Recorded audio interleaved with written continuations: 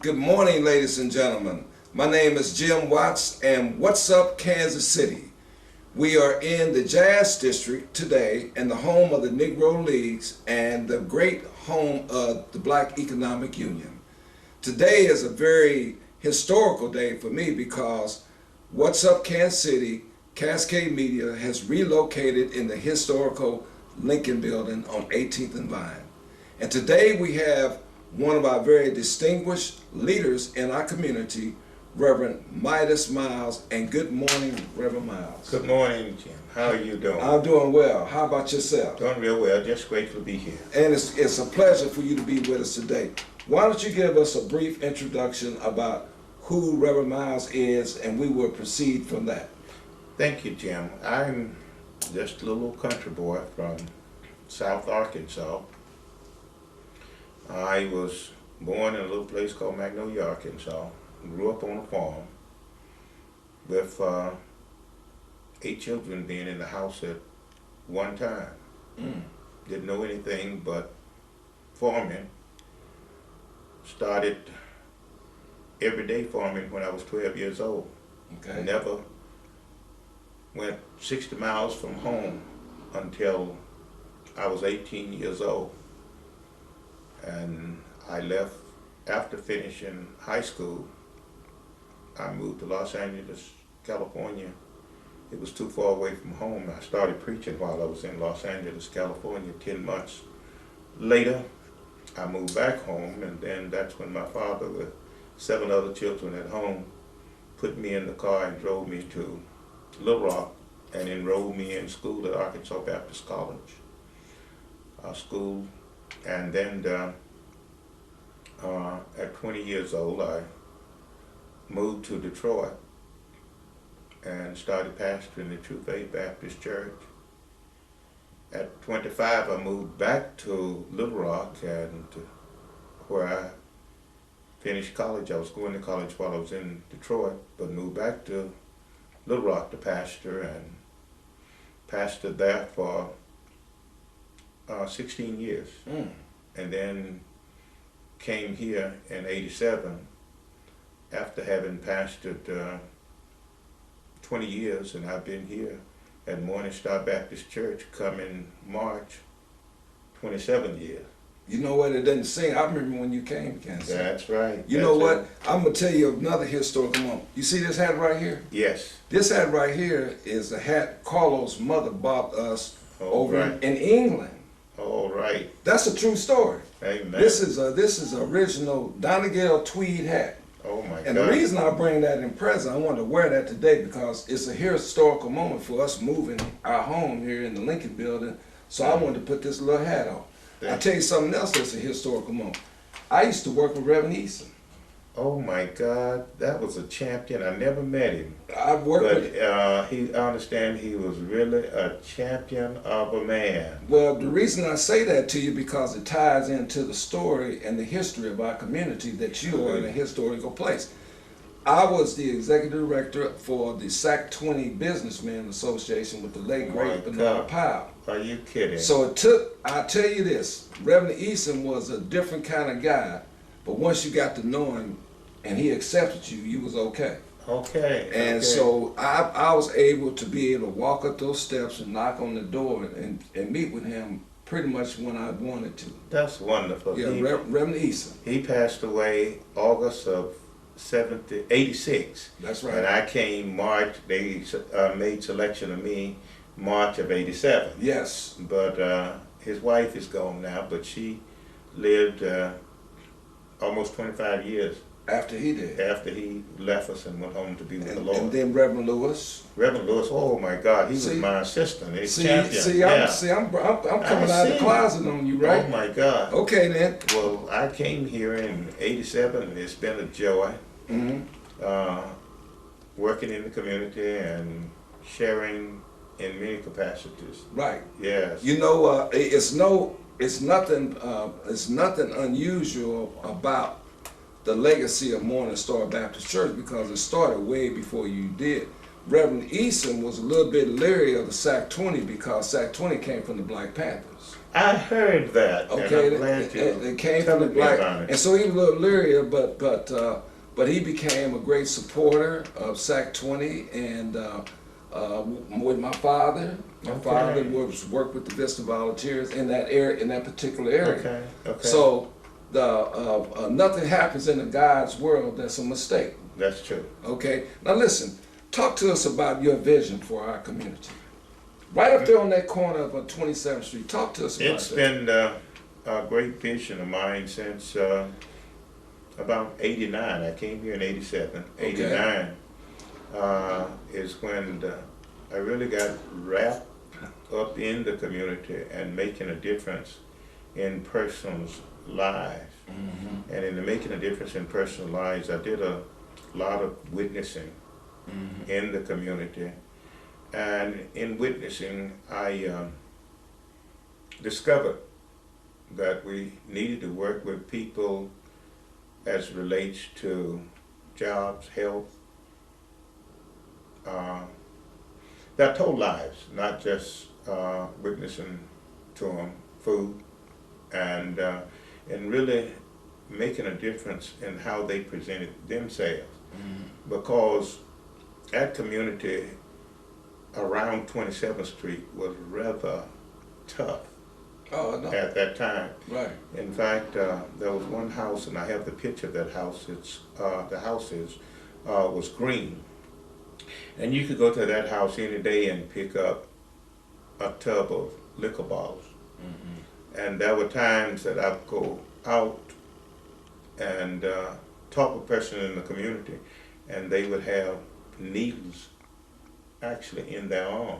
Mm-hmm. And they'd simply say to me, so why don't you go back up to where you belong? And I said, I belong here with you.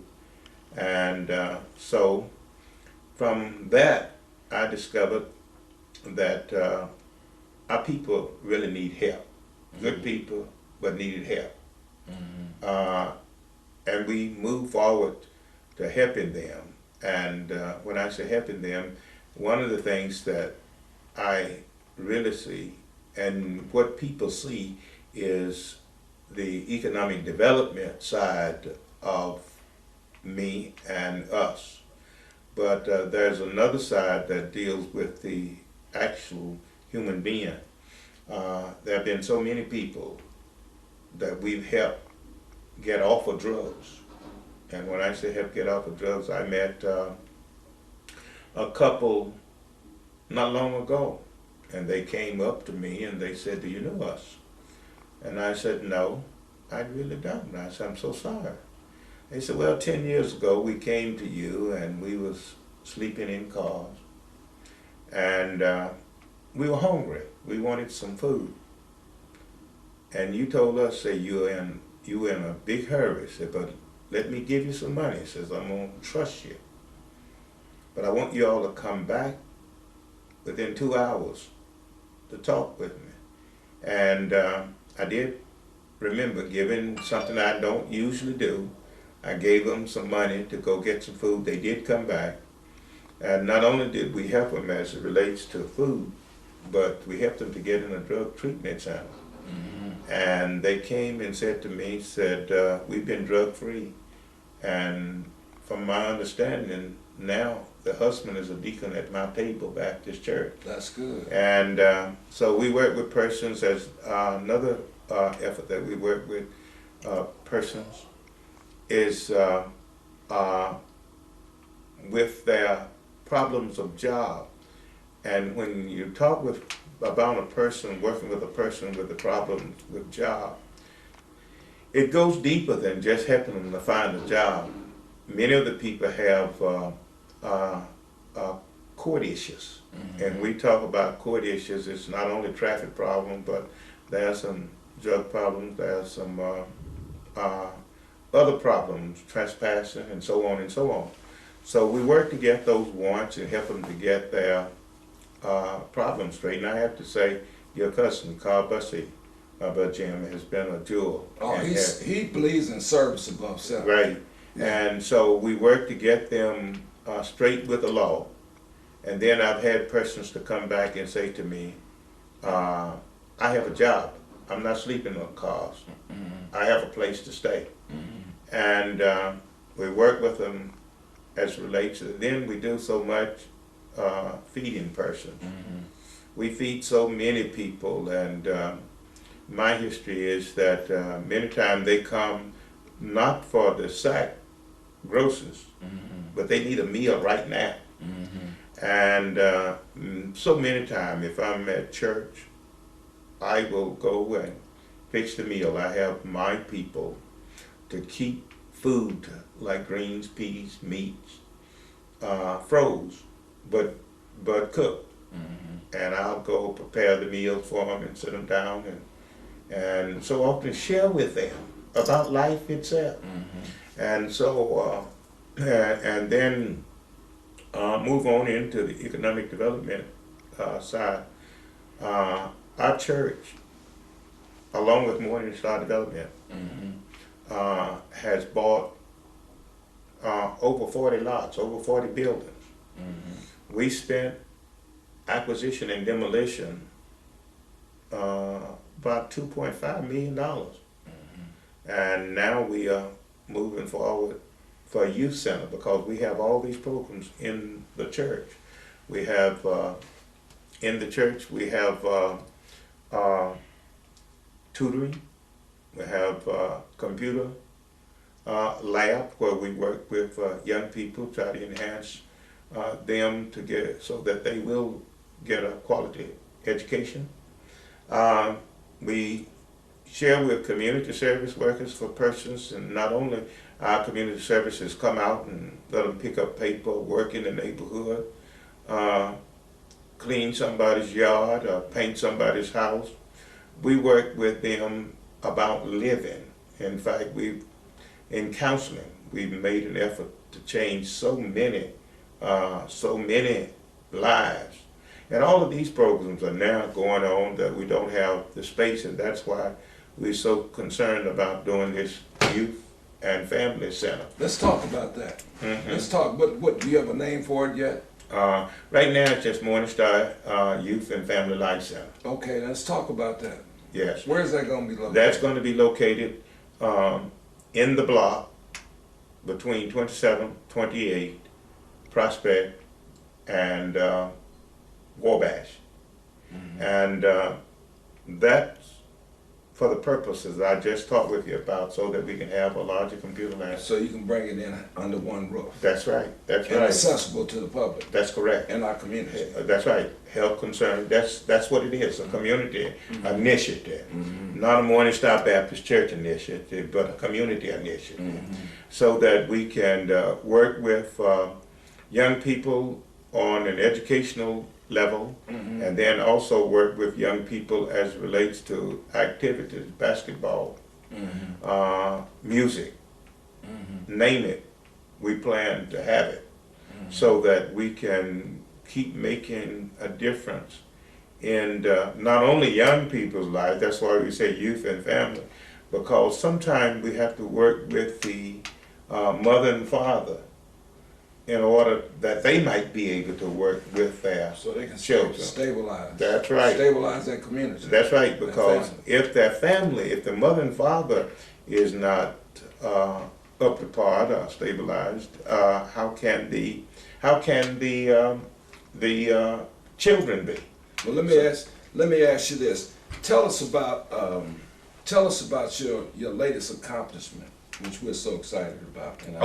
The fact that I was appointed to the Sports Authority. Yeah. And that's still shocking to me, that the way the Lord, has blessed that I'm on that commission. That and being a part of the Sports Authority, it's our commission that really are the caretakers for both the Royals and the Chief Stadium. Right. We make sure that everything is up to par, how much money is spent, right, and how it's kept, right, and how it's handled. And not only that, we are watching and making sure that we can really watch the job. Right. So Yeah, that, you know, Alex Ellison was a past commissioner there.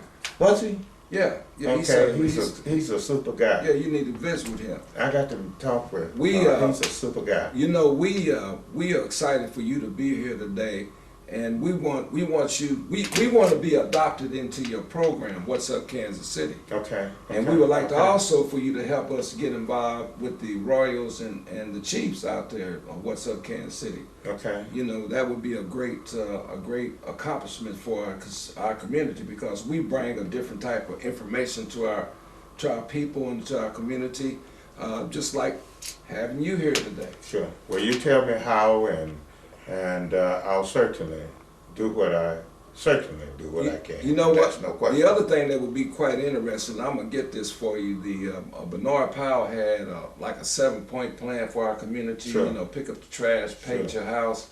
I'm gonna try to find that and give it to you. Proverbs 4:23 talks about keep all diligence in thy heart, because that's Sure. where all the issues of life are made. Why don't you talk to us about that in closing? Well, one of the things that we must never forget is that we must remember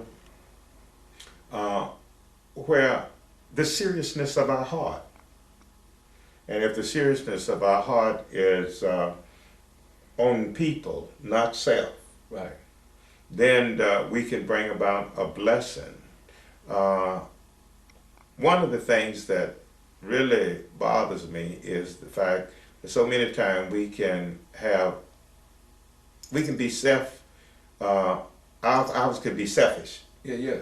but and then motivation can come to motivate self. Right. But my thing is, and is that we must be like Christ, have people first, and that's my life. Is my heart is really on the fact that I am concerned about people.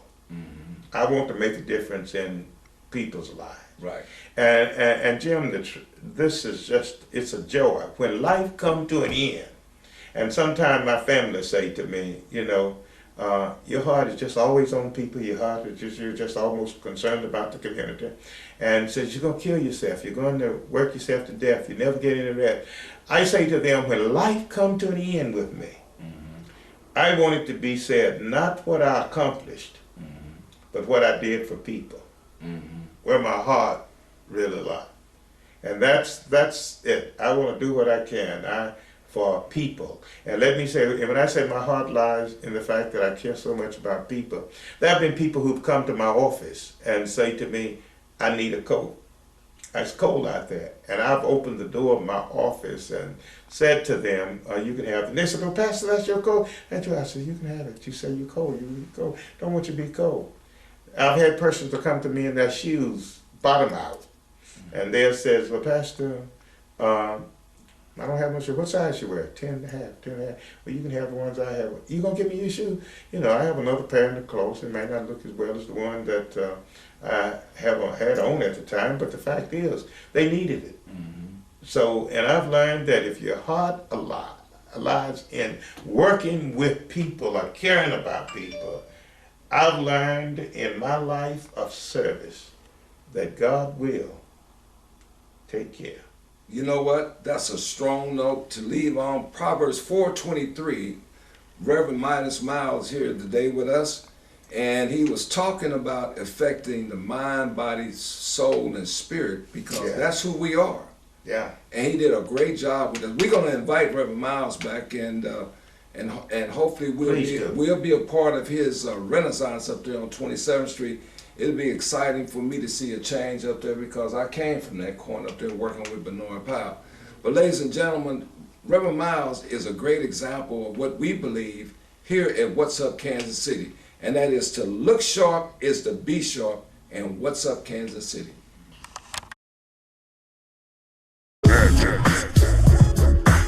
So cheap, come get a seat on Truth 62nd Street. Sit back, it's like that, it's laid back, and Mad Jack. I'm going, back. Mad Jack, 6200 Truce. One bite and you're hooked. Open Monday through Saturday, 10 a.m. to 9 p.m. EBT is accepted on fresh fish only. Mad Jack, 6200 Truce, 816-361-6999.